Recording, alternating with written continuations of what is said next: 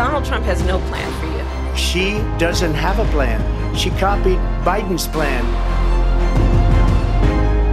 যুক্তরাষ্ট্রের আগামী প্রেসিডেন্ট নির্বাচনের মূল দুই প্রতিদ্বন্দ্বী কমলা হ্যারিস ও ডোনাল্ড ট্রাম্পের মধ্যে সরাসরি বিতর্কের কথা লড়াই দেখল বিশ্ববাসী।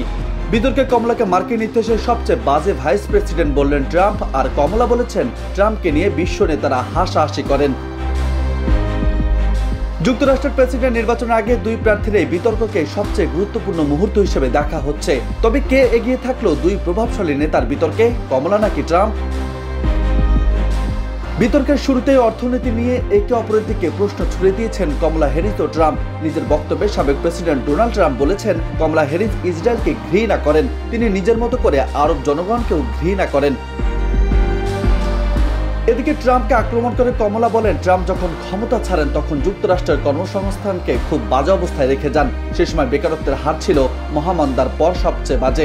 এ সময় সাবেক প্রেসিডেন্ট ট্রাম্পের অর্থনৈতিক নীতির সমালোচনা করেন বর্তমান ভাইস প্রেসিডেন্ট কমলা। বিতর্কের এক পর্যায়ে কমলা অভিযোগ করেন ট্রাম্প খুব সহজেই বিশ্বের সবচেয়ে খারাপ নেতাদের দিয়ে প্রভাবিত হন, আর তাকে নিয়ে বিশ্ব নেতারা হাসাহাসি করেন।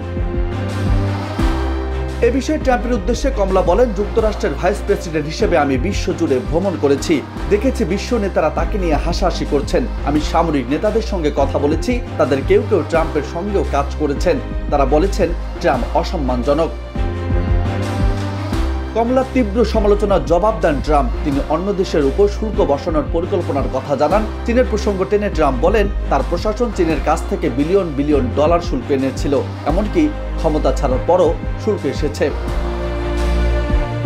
কমলাকে নানা প্রশ্নের করা জবাবও দিতে ছাড়েননি সাবেক প্রেসিডেন্ট ডোনাল্ড ট্রাম্প। বিতর্কের শেষ পর্যায়ে এসে ট্রাম্প বলেন জো বাইডেন ও কমলা হ্যারিস হলেন যুক্তরাষ্ট্রের ইতিহাসে সবচেয়ে বাজে প্রেসিডেন্ট ও ভাইস প্রেসিডেন্ট।